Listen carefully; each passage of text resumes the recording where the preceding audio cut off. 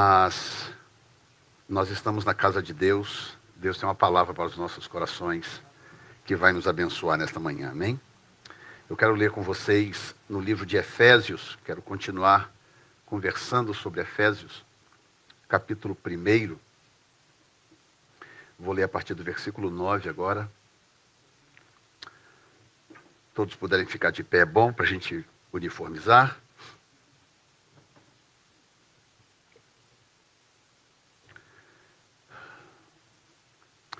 Efésios capítulo 1, versículo 9, que diz assim: descobrindo-nos o mistério da sua vontade, segundo o seu beneplácito que propusera em si mesmo.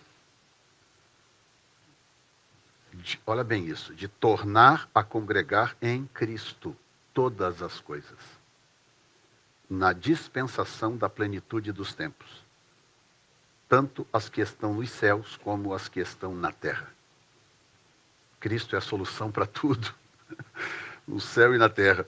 Nele, digo, em quem também fomos feitos herança, havendo sido predestinados conforme o propósito daquele que faz todas as coisas segundo o conselho da sua vontade. Conselho da sua vontade. Às vezes tem uma coisa ou outra aqui na igreja que eu preciso discutir. O que eu faço? Eu reúno o conselho da igreja. São alguns irmãos, os mais antigos pelo menos, que a gente reúne e conversa, e aí eu ouço a opinião deles sobre certas coisas antes de tomar uma decisão ou outra. Ou seja, eu não consigo reunir comigo mesmo. Eu tenho que reunir com pessoas que estão fora de mim. É o conselho. Deus é diferente. Deus se reúne consigo mesmo. Não tem ninguém acima dele. É o conselho da sua própria vontade. Ele discute consigo mesmo. E uma vez estabelecido, verso 12, com o fim de sermos, para louvor da sua glória, nós os que primeiro esperamos em Cristo, em quem também vós estáis depois que ouvistes a palavra da verdade, o evangelho da vossa salvação. E tendo nele também crido, fostes selados com o Espírito Santo da promessa, o qual é o penhor, a garantia. Alguém no Brasil já precisou ir na Caixa Econômica penhorar um relógio para pagar a dívida? Eu lembro uma vez que eu precisava de dinheiro, falava, na Caixa Econômica você consegue penhorar coisa. Eu fui com um relógio na Caixa Econômica. Aí o cara olhou. Isso aqui eu dou, sei lá, na época, alguns reais, acho que já era real, né? Eu dou, sei lá, uns 20 reais, que seja, 30 reais. Eu falei, o quê? Só isso? Não tinha valor nenhum. Tão duro é você chegar com um penhor que não tem valor. O penhor da sua bênção, da sua garantia, da sua salvação, não é ninguém mais, ninguém menos do que o Espírito Santo de Deus.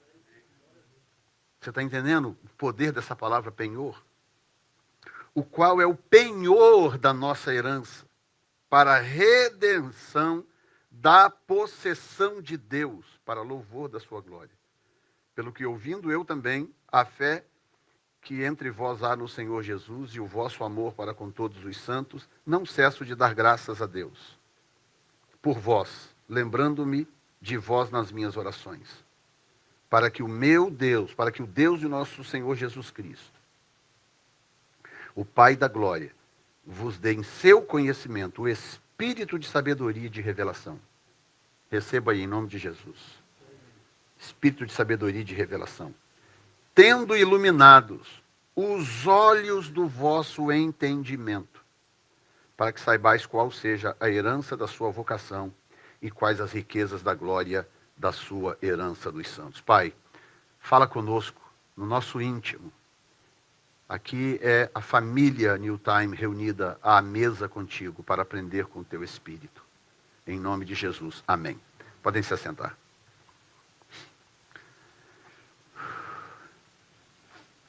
Comecei a falar um pouco sobre Efésios semana passada, e é um livro difícil de falar, porque você lê Efésios, é tanta luzinha que acende, é tanta coisa que você se bobear, você atira em todas as direções, porque é um livro muito poderoso, muita revelação.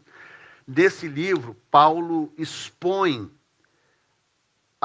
sem aquela falsa modéstia religiosa, né? Ele expõe o seu conhecimento, ele expõe a sua compreensão. Ele chega a dizer, quando chega no capítulo 2, ele vai falando do versículo 11 em diante. Eu vou até ler esse pedaço, que é importante que vocês entendam. Ele diz: portanto, lembrai-vos de que vós, no outro tempo, erais gentios na carne, chamados incircuncisão pelos que na carne se chamam circuncisão, gentios e judeus, feita pelas mãos dos homens, que naquele tempo estáveis sem Cristo, separados da comunidade de Israel e estranhos ao concerto da promessa, não tendo esperança e sem Deus no mundo. Então, olha bem o que ele diz agora. Ele diz assim: porque ele é a nossa paz, o qual de ambos os povos fez um, derrubando a parede da separação que estava no meio. Na sua carne desfez a inimizade. Isto é, a lei dos mandamentos que consistiam em ordenança para criar em si mesmo dois homens. Para criar em si mesmo dos dois um novo homem, fazendo a paz. E aí ele continua, e no próprio texto ele fala assim: olha, eu acho que vocês já perceberam a compreensão que eu tenho desse mistério. Falando para o povo, ele diz: eu tenho uma compreensão do mistério de Cristo, que eu quero focar um pouquinho nisso hoje.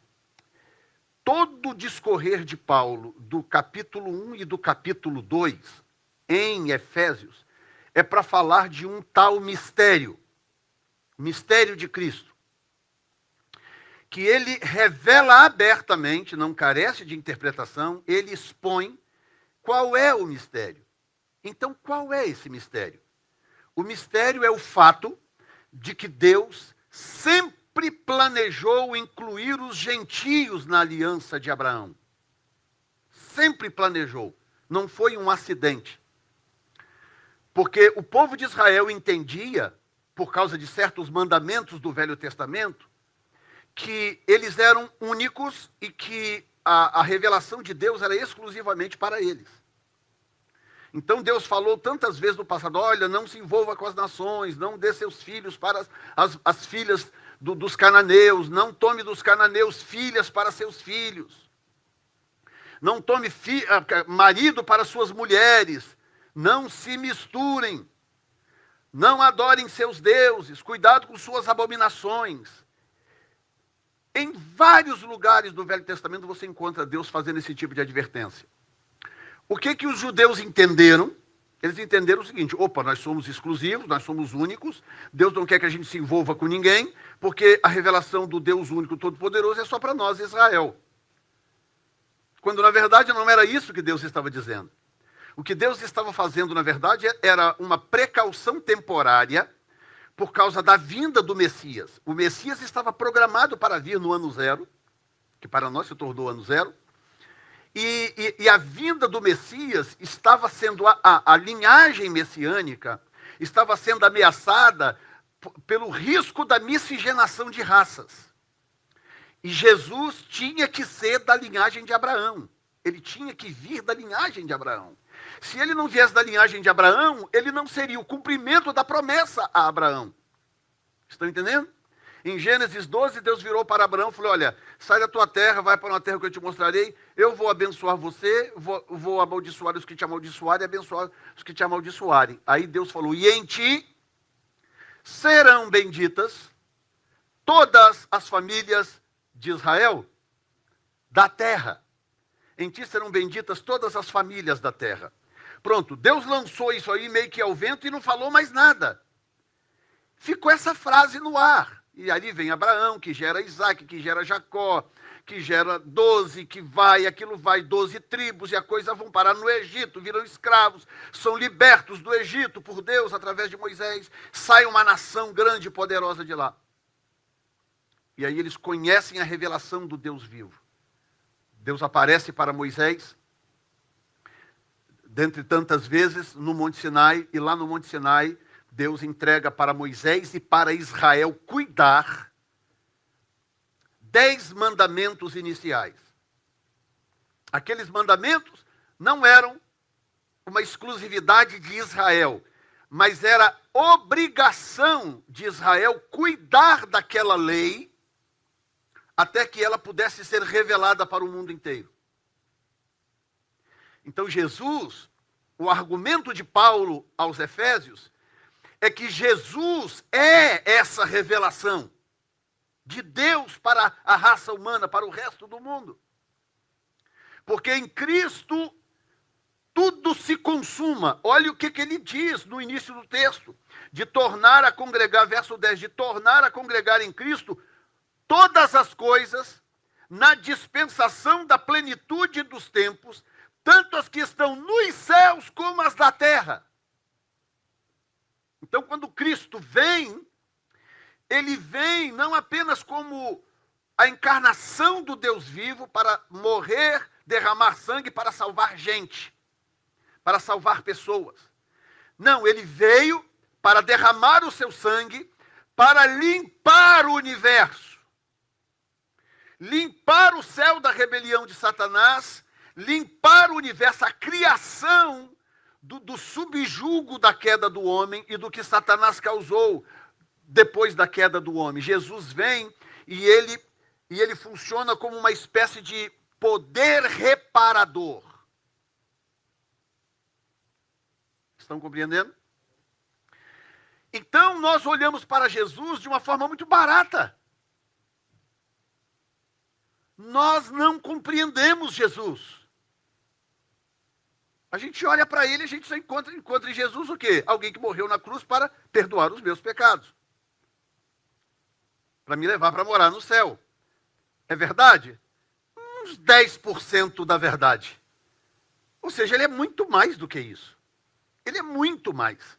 Ele é um poder reparador, restaurador. Por isso que as pessoas têm dificuldade de entender a graça.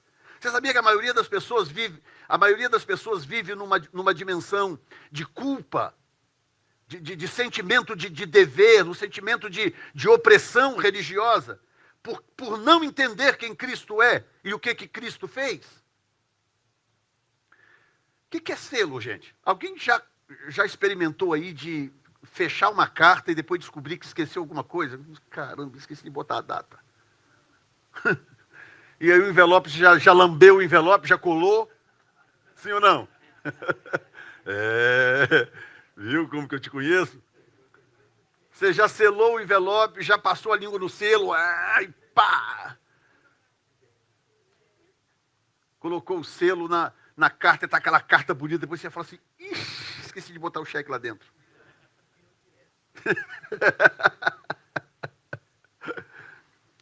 Aí qual é o único jeito de consertar o negócio? Você tem que estragar o envelope, o selo já está colado, aí como é que você descola aquele selo dali? Para colar no outro envelope. Ou seja, um envelope selado, ele é inviolável. Se você violar, você perde, e aí perdeu. Se fosse um contrato, estava perdido. Ia ter que fazer tudo de novo. O que Paulo está dizendo é que o que Jesus fez é algo tão completo, tão absoluto, que o Espírito Santo de Deus foi penhorado. É mais ou menos o seguinte, não depende mais de você. Você só tem que reconhecê-lo como seu Salvador, não depende de você. Não é a sua credibilidade, não é a minha credibilidade. Não tem a ver com o quanto eu acho que sou bom ou o quanto eu acho que sou ruim. Não tem a ver com nada disso. Tem a ver com o fato de que ele veio, reconciliou a criação com o Pai.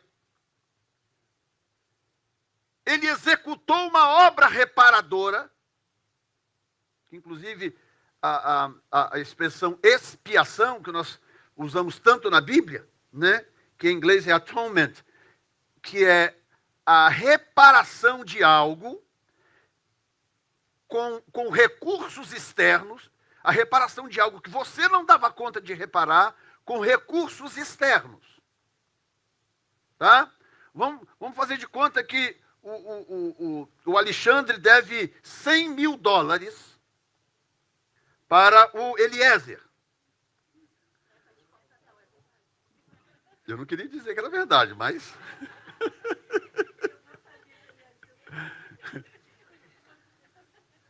Mas ele não dá conta. Trabalha, ganha $300 por semana, limpando casa. Vai pagar $100.000 como? Nunca. Então ele tem uma dívida impagável, ele tem algo que precisa ser reparado, que ele não tem recursos para reparar. O que é expiação? Expiação é eu chegar com um talão de cheque, uma conta bancária ilimitada, chegar para o Eliezer e falar: quanto é que te deve o Alexandre? $100.000, pastor. Ok, $100.000 em nome de Alexandre, e eu vou e entrego para ele o cheque. Entrego para ele, eu não entrego para ele, eu entrego para ele, para o credor. Ok? Eu entrego para o credor. Aí o credor está resolvido. O credor está satisfeito. Recebi meu dinheiro, vou embora. Mas ele tinha como sentimento de culpa.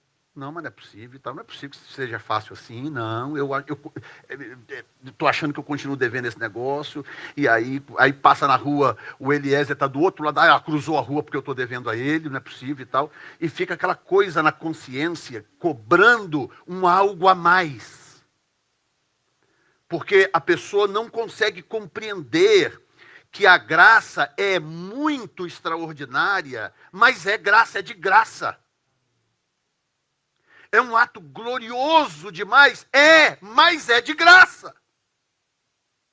Porque, já que eu não dou conta de resolver o problema, o propósito de Deus não é recalchutar a situação. O propósito de Deus é resolver o problema. E é um problema com Ele próprio. Porque a sua natureza perfeita, santa, absoluta, não lhe permite negociar com impureza, com o pecado, com a injustiça. Então, como é que ele vai lidar com uma raça humana que agora só consegue ser injusta? Como? Só tem uma solução. Ele próprio tem que resolver o problema. Então, ele envia o seu filho perfeito para que o seu filho receba sobre si toda a punição da humanidade. E então quite a dívida que a criação tinha com o Criador. Estão entendendo? Isso é graça. É Cristo tomando sobre si a culpa de todos e quitando com o Pai a dívida. Então, o negócio está resolvido entre Jesus e o credor. Jesus e o credor. E ele mandou os seus apóstolos espalharem a notícia. Espalha a notícia de que a dívida está paga. Pastor, mas dívida? Que negócio de dívida é esse? Que negócio de... Acredite ou não, o apóstolo Paulo usa, inclusive, o termo dívida em Colossenses.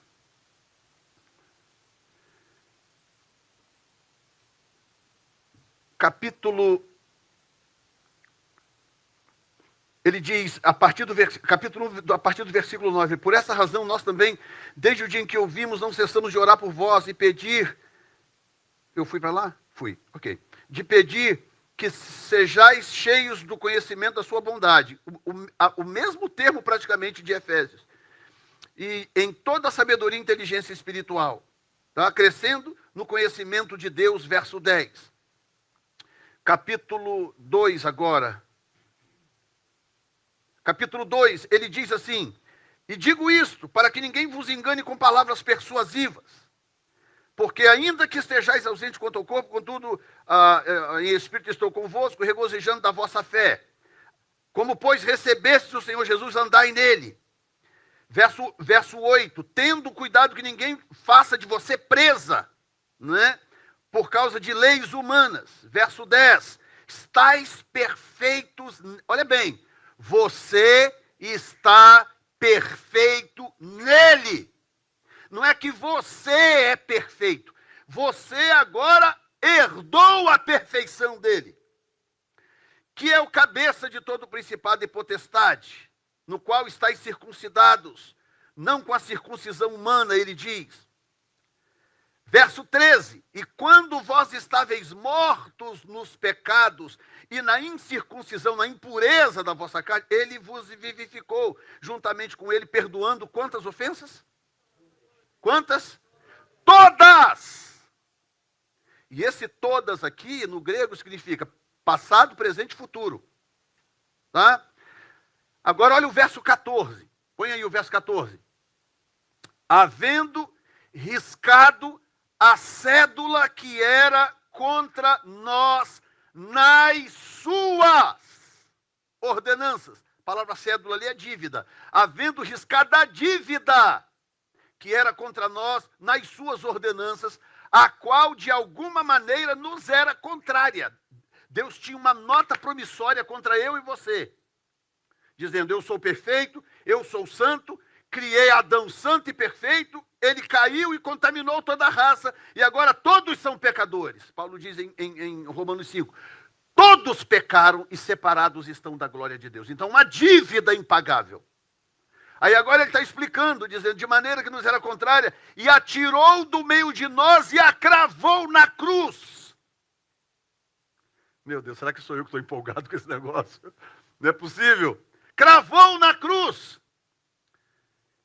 E diz, e despojou os principados e potestades. Verso 15, e despojando os principados e potestades, os expôs publicamente, e deles triunfou em si mesmo. E olha o começo do 16. Portanto, ninguém vos julgue. Ninguém vos julgue.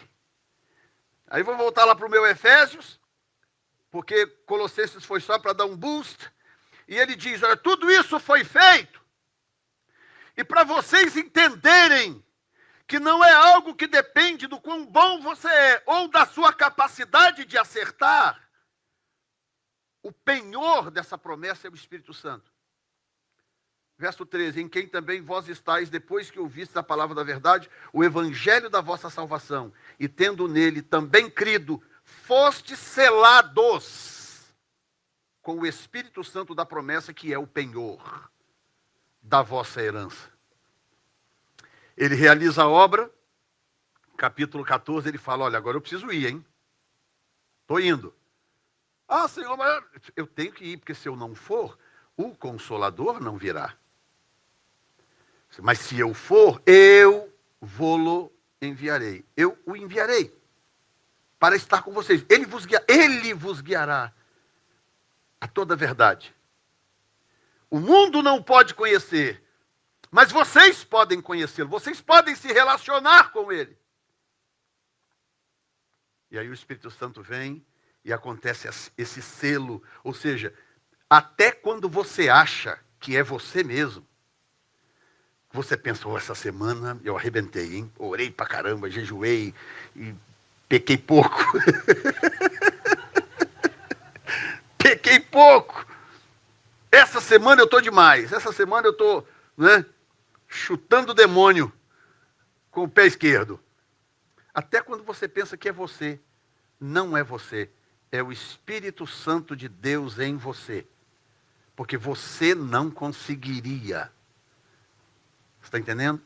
Aí vem esse selo sobre a sua vida. O selo significa o quê? Você, quando esquece de colocar o cheque na carta, você tem que rasgar o envelope e perder o selo. Deus nunca esquece. Então, Deus nunca abre essa carta. Deus nunca remove esse selo.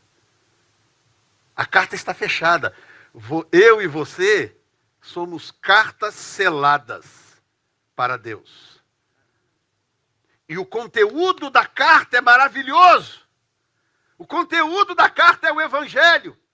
O que está escrito na carta é o conteúdo do Evangelho. A história da salvação. Como Deus te amou de tal maneira que deu o seu Filho unigênito.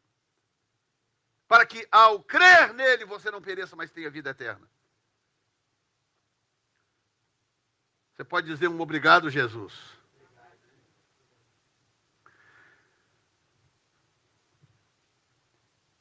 Talvez por isso que as cartas de Paulo são tão profundas, porque Paulo já era um cara religioso. Portanto, escute bem, ser uma pessoa religiosa não significa absolutamente nada. Nada. Nada.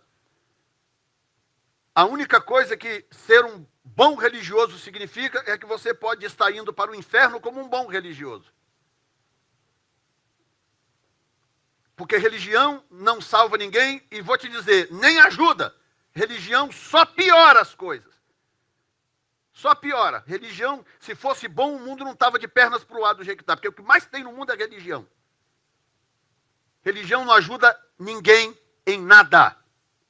O que nós precisamos é de uma relação com uma pessoa chamada Jesus Cristo de Nazaré.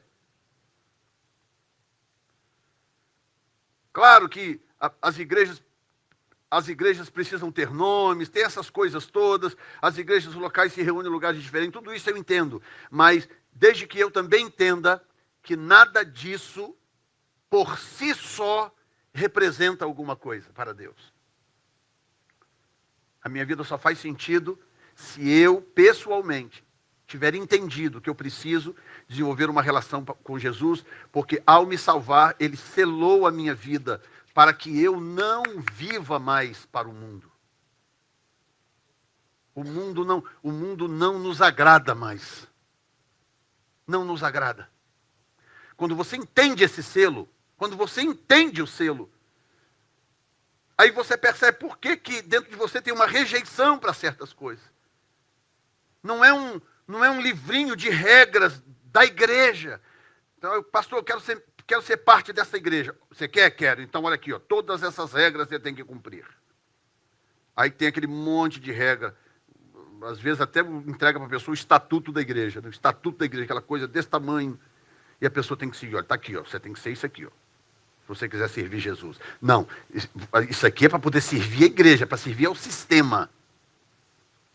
Para servir a Jesus, não. A Bíblia já é o suficiente. A Bíblia é sucinta o bastante. Quando a igreja começou, no capítulo 15 de Atos, surge uma situação curiosa, porque os judeus estavam tão acostumados com regrinhas, que Paulo sai a pregar pelo mundo com Barnabé, e aí surge uma pergunta, aí já tinham ganhado já uma carrada de gente para Jesus. Aí o pessoal fala, ei, escuta, como é que é esse negócio? Não tem uma regra, não tem uma lista de coisas para fazer e tal, que era a cultura da época. Aí o próprio Paulo e Barnabé ficam meio, rapaz, verdade, né? Será que... Olha, a gente precisa ir lá em Jerusalém conversar com os apóstolos, os primeiros apóstolos, para saber quais são as regras para poder fazer parte da igreja.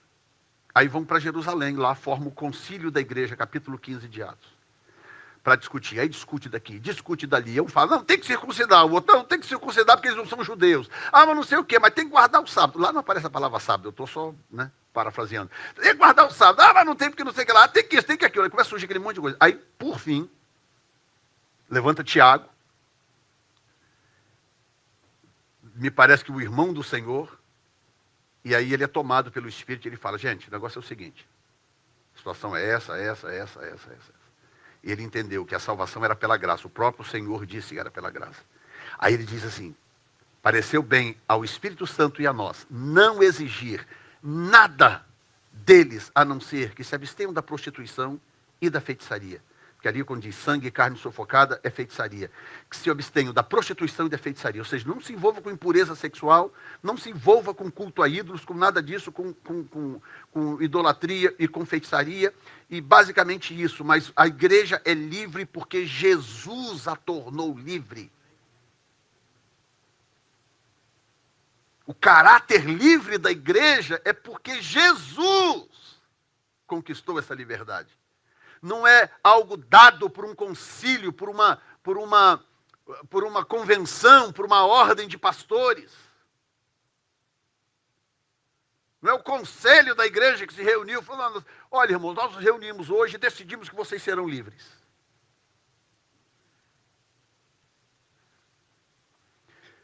Um dos grandes debates aqui dessa nação é isso, né? Que a filosofia de direita quer que o país seja livre constitucionalmente. A esquerda quer sempre aprisionar, botar regra, lei, aprisionar. E aí o debate é esse, não, nós somos livres porque Deus nos fez livres. Nós não somos livres por dádiva governamental, por decreto presidencial, por lei do Congresso, do Senado. Nós somos livres porque Deus nos fez assim. O Senhor, se o Filho vos libertar, disse Jesus no livro de João, se o Filho vos libertar, verdadeiramente sereis, capítulo 8, verso 32, por aí. Se o Filho vos libertar, verdadeiramente sereis livres.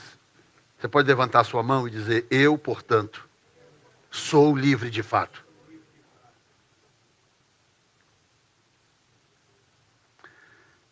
Bendito é o Senhor. No verso 11, ele fala do conselho da sua vontade. Se eu te falar que existem livros, inclusive um livro teológico dessa grossura assim, só para falar sobre o conselho da vontade de Deus. Porque o assunto é muito vasto. Você imagina, hoje nós sabemos, a Bíblia nos revelou que Deus é Pai, Filho e Espírito Santo. 3 entidades num só Deus. A gente compreende isso 100%? Não. A gente não compreende isso 100%. Mas é um fato? É. A Bíblia revela que é um fato. É que nós, como que eu, Ronaldo e Zandra, podemos ser uma única pessoa? Impossível, por causa das nossas limitações. Mas entre eles não é impossível. Eles não têm as limitações que nós temos. Um só Deus que se revela em 3 entidades, em 3 pessoas. E aí é tão interessante que quando fala aqui do conselho da sua vontade, significa que nada influencia Deus externamente. Deus não é influenciado externamente. Deus é influenciado por si mesmo. As decisões que ele tomou a seu respeito, as declarações que ele fez a seu respeito, as liberações que ele fez a seu respeito, tudo isso são atitudes soberanas dele, ele escolheu fazer. Ele decidiu te salvar, é uma decisão dele. Por isso que são coisas imutáveis. Não adianta querer reclamar com ele.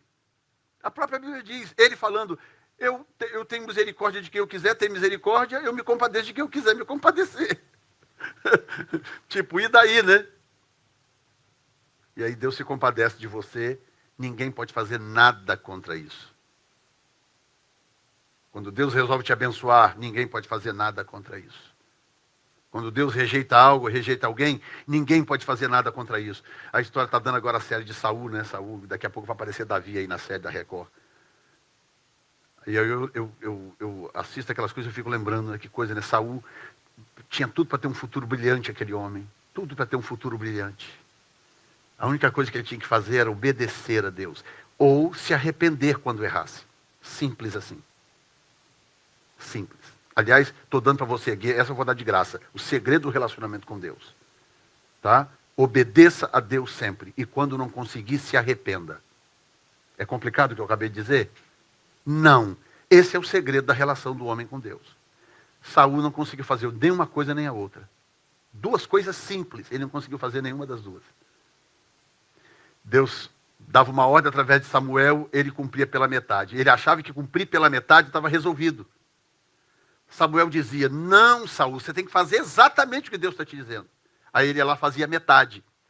Aí voltava e não se arrependia. Fazia em parte e não se arrependia. Então, uma combinação perfeita para desastre. Aí o dia em que Deus chegou para Samuel, acho que capítulo 15 de 1 Samuel, se não me falha a memória, não estou confiando na minha memória tanto esses dias, mas se eu não me engano, capítulo 15 de 1 Samuel, Deus chega para Samuel e fala assim, Samuel, eu rejeitei Saul. Fala assim, por que você está tendo pena de Saul se eu já o rejeitei? Enche a tua vasilha de azeite, o teu vaso de azeite, e vai a Belém de Judá, porque eu já escolhi para mim um outro rei. E aí me chama a atenção como que Deus anda paralelamente ao que está acontecendo aqui. E ele abandona aquilo ali. Abandona. Aí está lá Samuel, lá no meio do mato, ungindo Davi, um menino ainda, com talvez 17 anos de idade, mais ou menos, as pessoas dizem. 17 anos de idade. Deus ungindo aquele menino lá no meio do mato. E Saul continuava lá, no trono, com coroa, reinando. E Deus ignorou aquilo lá e falou, não, eu rejeitei esse cara, eu não quero esse cara mais. E foi alguma coisa muito escabrosa que ele fez? Não. Ele pecou nas duas únicas coisas requeridas por Deus. Obedeça e quando não conseguir, se arrependa. As duas coisas. Ele errou nas duas coisas. Ele não obedecia e não se arrependia por não ter conseguido. Deus falou, não quero mais esse cara. E aí Deus remove o espírito dele, porque para ungir alguém a rei, Deus tinha que conceder o seu espírito. Não como hoje, mas o espírito vinha e cobria aquela pessoa, era uma proteção de Deus.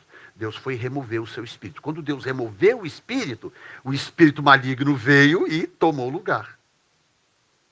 E aí agora Saul vivia oprimido, com demônios o oprimindo. Aí vinha Davi com a harpazinha dele, louvar a Deus.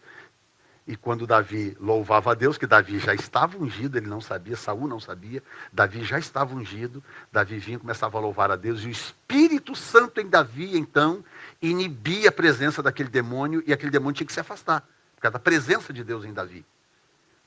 E aí, então, Davi adorava a Deus, e aí Saul se sentia melhor, e aquilo aconteceu durante muito tempo, até Saul, então, começar a sentir ciúme de Davi. Vocês estão entendendo, gente? Davi veio, e Davi era propenso a errar mais do que Saul. Isso é que é curioso. Davi era propenso a errar mais. Mas Davi fazia as duas únicas coisas que Deus requeria. Davi se esforçava para obedecer, e quando descobria que não tinha obedecido, rasgava a roupa, chorava, botava terra na cabeça, pedia perdão, se lamuriava, se arrependia diante de Deus. E aí Deus foi caminhando com ele, caminhando, até o dia em que Deus falou, gosto desse cara. Gosto desse menino. Aí Deus vem e fala, olha, eu vou perpetuar o seu reino. Eu vou perpetuar o seu reino. No dia que Deus fez o último teste com Saul, o último teste que era destruir os amalequitas, que ele acabou não destruindo, deixou o rei vivo, trouxe lá umas vacas, umas coisas que ele achou bonito e trouxe. Deus falou, vai lá e destrói tudo, não toque nada, é tudo contaminado, destrói tudo. Ele foi lá, não destruiu tudo, trouxe umas coisas com ele. Foi o último teste de Deus. Aí Samuel veio e falou assim, Saul, deixa eu te falar uma coisa. Para mim, um dos versículos mais terríveis da Bíblia. Quando eu penso nas implicações dele. O profeta falou assim, Saul, hoje, Deus teria confirmado o teu reino para sempre. Saul, se você tivesse passado no teste de hoje, Deus iria eternizar o seu reino. Sabe o que isso significa? Que o Messias viria da descendência de Saul. Saul pecou, desobedeceu de novo, tratou com desprezo a ordem de Deus, e Samuel falou, hoje Deus teria confirmado o teu reino para sempre. Mas porque você não honrou a palavra de Deus, o Senhor hoje divide o teu reino. O Senhor está rasgando de ti o teu reino. Aí vem Davi, e quando chega Davi, o Senhor fala, estou fazendo contigo uma aliança eterna. O teu reino nunca mais passará. Então, aquilo que era para fluir de Saul, agora está fluindo de Davi. Por perfeição, por retidão, não. Apenas pelo esforço de obedecer e pela capacidade de se arrepender quando não conseguia. É a única coisa que Deus está requerendo de você e de mim. A única coisa. Lembre-se sempre disto. A única coisa que Deus quer de você é arrependimento, quebrantamento. Eu assisti num debate esses dias de 3 pastores, não um debate, um bate-papo de 3 pastores num programa evangélico no Brasil, de televisão. E aí surgiu uma pergunta dizendo, existe algum tipo de oração que agrade mais a Deus do que a outra? Aí eu achei curiosa aquela pergunta, fiquei ouvindo, né? Aí um falou, não, porque não sei o que lá, oração tem que ser sincera, oração isso e aquilo, não, toda oração é igual, os 3 falaram a mesma coisa. E eu pensei comigo, meu Deus, eu responderia tão diferente. Eu diria, sim, há uma oração, um tipo de oração que Deus prefere de todas as outras. É a oração de arrependimento. É a oração da rendição, da entrega, do arrependimento, do quebrantamento. Essa é a oração preferida de Deus. Jesus ensinou, inclusive, na sua oração. perdoa as nossas dívidas, como nós temos perdoado os que nos devem, os nossos devedores. E guarda-nos da tentação, livra-nos do mal. A oração de arrependimento é a preferida de Deus. O que Deus quer não é você orando bonito, aquela... Pai magnânimo, extraordinário, inoxidável.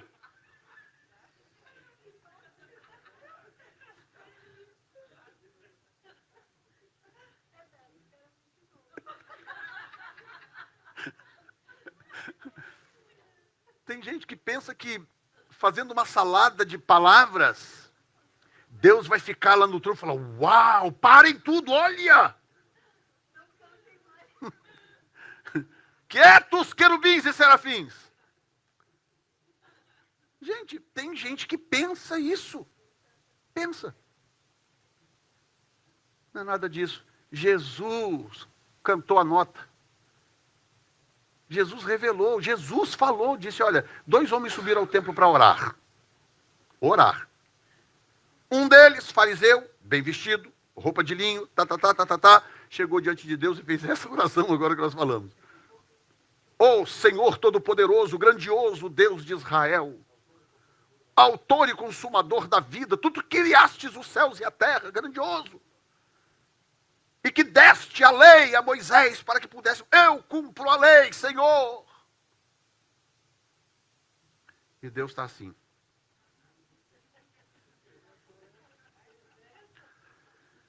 Aí Jesus disse assim, e tinha um publicano.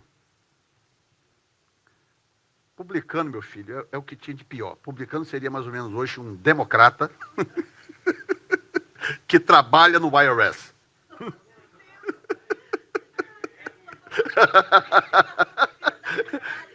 Esse entrou na fila várias vezes para ser ruim.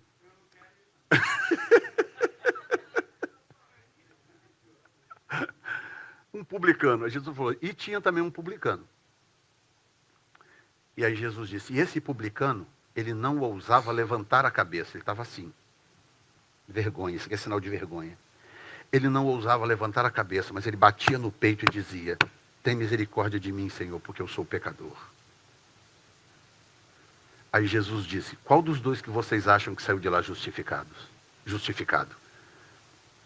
Aí os discípulos já não eram bobos, nessa altura falaram, o publicano. Jesus falou, exatamente. Porque quem se exalta será humilhado. E quem se humilha será exaltado. É uma receita simples demais. Eu não sei por que a gente confunde. É uma receita muito simples. Você quer ser exaltado? Você quer ser visto por Deus? Você quer ser abençoado, cuidado, zelado pelo Senhor? Você quer experimentar essa dinâmica de relacionamento? Ponha isso em prática. Diga para Ele as coisas que você acredita que não o agradam, que você gostaria de se livrar. Diga para Ele. E peça perdão, se humilhe. Porque no conselho da sua vontade, Ele determinou selar eu e você, para que a nossa vida pudesse ser conforme o plano dEle. E eu vou terminar com isso, porque o nosso acordo é que no verão a gente faça cultos menores, para, inclusive, honrar os que vêm, né? Porque muitos viajam, então eu também entendo isso. Então eu não vou demorar. No verso 17 e 18, eu termino com esses dois. Ele diz assim, para que Deus, o Deus de nosso Senhor Jesus Cristo, o Pai da glória, vos dê em seu conhecimento o espírito de sabedoria e de revelação. Espírito de sabedoria e revelação. Você tem noção do valor de uma revelação? Você tem noção do que um sussurrar do Espírito no seu ouvido é capaz de produzir na sua vida? No seu futuro? Mudar a sua história? Te dar uma inspiração, por exemplo, para o trabalho? Que às vezes você pensa, eu tive uma ideia genial. Você teve, é? Você teve a ideia genial. O Espírito Santo vem sopra algo no seu ouvido, sopra no seu coração. Algo, te dá uma compreensão, um entendimento, uma revelação. Esses dias eu acordei, Já é 2 vezes que acontece, né, isso, né? Há uns dias atrás, uns 2 meses atrás, foi um pouco antes de eu viajar, se eu não me engano, né? Para o Brasil, viajei em fevereiro. 2, 3 meses atrás, eu estava assim, naquela parte da manhã ali para acordar, né? Deitado, eu durmo muito desse lado aqui. Então não sei porquê, normalmente quando eu acordo, eu estou deitado desse lado. Aí, eu estou deitado desse lado assim, de repente eu acordei ouvindo uma voz. Ouvindo uma voz. Que virou para mim e falou assim, em inglês inclusive, eu ouvi essa voz em inglês. Virou para mim e falou assim, go look for what Glacial 47 is. Eu acordei com essa voz falando comigo. Vá olhar, pesquisar o que é Glacial 47. Eu nunca ouvi esse termo na minha vida, nunca li em lugar nenhum. Como é que poderia eu tirar disso de onde? Eu não tinha a menor noção do que isso pudesse significar. Eu levantei rapidamente, fui lá rapidamente, já escrevi assim para não esquecer, para depois ir olhar. E aí depois levantei, fui para o computador, coloquei Glacial 47. What is Glacial 47? E aí me deparo com um artigo europeu falando sobre uma pesquisa de lagos glaciais.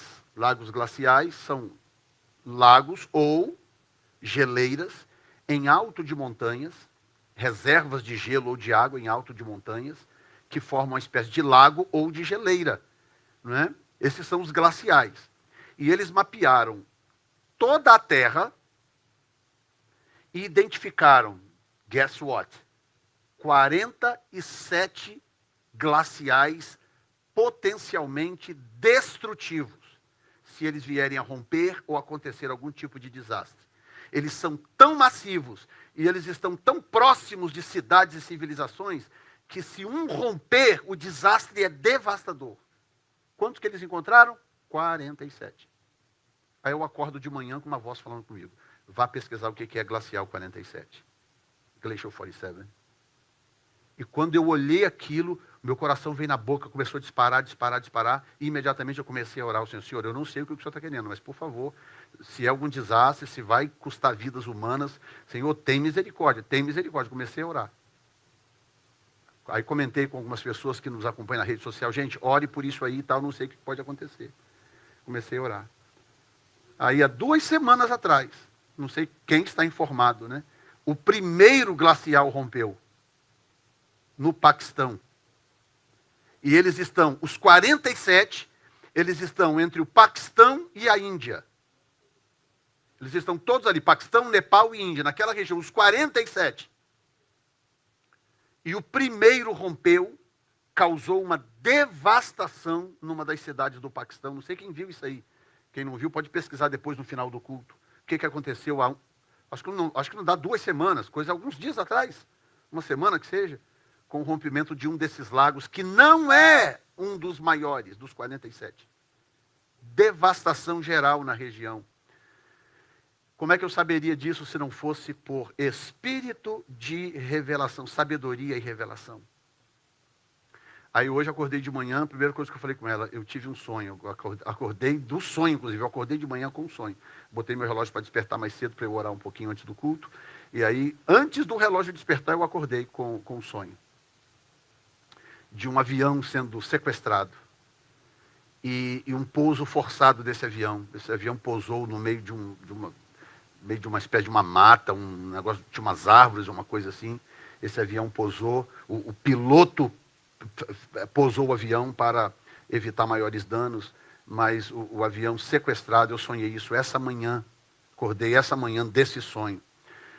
Assim como Deus fala profeticamente a respeito de coisas que aparentemente não têm a ver diretamente com você, Ele pode falar com você coisas que têm a ver diretamente com você, com o seu bem-estar. Ele pode te dar uma palavra, um sussurro que Ele te dá, muda a sua história, muda a sua profissão, muda o seu futuro financeiro, muda tudo. Gente, escuta. E isto não é um benefício de poucos. Isso aí é para o profeta fulano de tal. Não, isso aí faz parte do selo do Espírito. O Espírito de Deus habita em nós. E como parte disso, esse é um dos benefícios. E agora, por fim, diz o texto, verso 18: tendo iluminado os olhos do vosso entendimento, para que saibais qual seja a esperança da sua vocação e quais as riquezas da glória da sua esperança nos santos. Eu vou terminar só com a expressão, olhos do entendimento. Quem sabia que o seu entendimento tinha olhos? A gente só conhece os olhos físicos, né? Quando a gente fala de visão espiritual, Senhor, abra minha mente, abre o meu entendimento, né? Senhor, me dá visão espiritual. A gente ora essas expressões sem saber exatamente do que se trata. Se trata disso que Paulo está dizendo. É quando o seu entendimento é frutificado por ele, né? Quando Jesus ressuscitou, né, logo assim que ressuscitou, ainda estava aquele marasmo em Jerusalém, todo mundo decepcionado, frustrado e tal. E tinha 2 discípulos indo de Jerusalém para Emaús, e Jesus se colocou no meio deles, e foi conversando. E aí, como é que, tudo bem? Tudo bem, o que vocês estão falando? Ah, estamos aqui conversando sobre Jesus Nazareno, que era poderoso em obras e palavras, não sei o que e tal, filho de Deus, e agora disse que a gente achou que ele ia restaurar o reino a Israel, e agora já está morto há 3 dias. Aí Jesus começou a falar com eles sobre os profetas. Aí diz o texto, diz assim, e abriu-lhes o entendimento para as Escrituras. Até aquele momento eles estavam com a compreensão fechada, com o entendimento bloqueado, com tudo bloqueado. Até que Jesus veio. E Jesus então dá um toque. E aí o entendimento abre. E quando o entendimento abre, eles começam, oh meu Deus, era isso. Eles alcançam uma dimensão de compreensão que eles não tinham até um segundo antes. Está entendendo? Imagine, se você orar a Deus, você falar, Senhor, eu não estou conseguindo entender certas coisas, eu não estou conseguindo resolver isso ou aquilo, Senhor, eu não sei. Em qualquer área da sua vida, espiritual, casamento, profissional, financeiro. E você fala, Senhor, será que o Senhor poderia abrir o meu entendimento? Será que o Senhor pode me ajudar para abrir o meu entendimento? E pede uma vez, 2, 10, 25, 48, peça. Fala, Senhor, abre o meu entendimento, me ajuda a entender. Eu quero entender as coisas. Principalmente as coisas do Senhor, eu quero entender. E começa a pedir a Ele para te abrir o entendimento. Que de repente você começa a minha experiência com o inglês, né, que a Zanda sabe muito bem. No Brasil eu tentei estudar inglês, fui para a escola, não sei o que lá, aquela coisa que não entrava na minha cabeça. Não entrava na minha cabeça. Uma coisa que simplesmente não entrava na minha cabeça. Fiz uns 3 cursos, pelejei, entrava e saía. Pensei, contratei uma professora particular, ia na minha casa, sentava lá. Um dia ela virou para mim e falou assim, pastor do céu, pastor, tá difícil e tal, porque não entrava na minha cabeça. Não entrava. Um dia eu tive uma experiência com Deus, eu estava em Miami, eu não morava aqui ainda, nos Estados Unidos, morava no Brasil ainda, eu estava em Miami, num quarto de hotel, com o Ricardo Robortella, inclusive, um amigo. A gente estava vindo de Cuba, e aí paramos em Miami, e a gente estava nesse quarto de hotel. E eu lembro como hoje, né? Aquele quarto de hotel que a pia é do lado de fora do banheiro. Tem um banheiro e a pia fica do lado de fora. E eu estava na pia. Levantei, fui para a pia. Quer dizer, levantei não, eu fui para fazer higiene para deitar. E eu estou na pia, assim, com a escova na mão, assim, debrucei na pia, assim, olhando para o espelho, assim. Eu estava sob influência. Eu estava sob influência da experiência que eu tive em Cuba, uma experiência muito devastadora. E em Cuba é muito humilhante. Humilhante para quem vai. Você sai de lá humilhado, né? E a experiência em Cuba é uma experiência transformadora. E eu estava sob impacto daquilo. Aí eu parei na pia assim, olhei assim para o espelho. E aí eu ouvi a voz de Deus, como raramente aconteceu.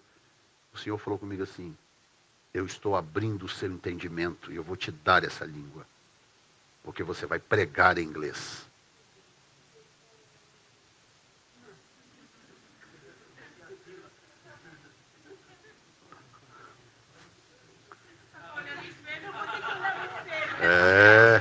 você tem que ir lá nesse hotel.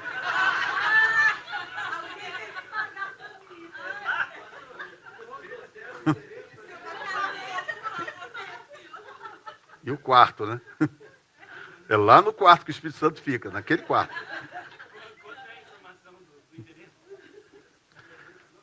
E o Senhor falou comigo. Aí eu falei, meu Deus, o Senhor falou comigo. Aí voltei para o Brasil, que isso foi em 99. Acho que 99. Eu vim morar em 2001. Né? E aí lá no Brasil mesmo, coisas já começaram a acontecer. Eu traduzia música, parei o louvor cantar e tal, começou a acontecer. Quando eu bati o pé aqui, cheguei aqui em janeiro de 2001. Janeiro de 2001. Sem falar inglês fluentemente. Quando foi dezembro do mesmo ano, eu estava no púlpito traduzindo um pastor americano. Estava traduzindo, africano, George Gunn, que é pior, né? Traduzindo um pastor africano, né? Que fala pasta. A pasta. O sotaque africano é terrível, né, de alguns lugares. 11 meses depois eu já estava interpretando pessoas, pregadores. Ou seja, meu Deus, o que é extraordinário tem esse homem? O que é isso? Não. Os olhos do entendimento se abriram. Quando Deus abre os olhos do seu entendimento para qualquer área da vida, Ele encurta uma distância enorme para você.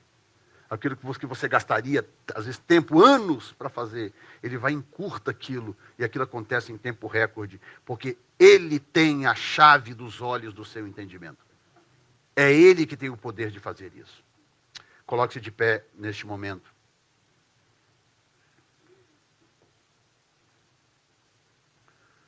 Paulo diz no versículo 21 que Cristo está acima de todo principado e poder e potestade e domínio e de todo nome que se nomeia, não só neste século, mas também no vindouro. Acima de tudo e todos, lá no topo da escada, quem é que você vai encontrar? Jesus Cristo. O teu Salvador. Você não foi salvo por qualquer um, não. Você foi salvo pelo melhor. Você foi salvo pelo único que poderia fazê-lo. Amém? Levante a sua mão comigo e diga, Senhor, aliás, coloque a mão na sua cabeça, na parte da frente aqui da sua testa, e diga, Senhor, abra os olhos do meu entendimento para o inglês, para as coisas espirituais, para os segredos da minha profissão, ou para uma nova profissão que o Senhor queira que eu aprenda, para os mistérios do reino, para questões sociais, para finanças.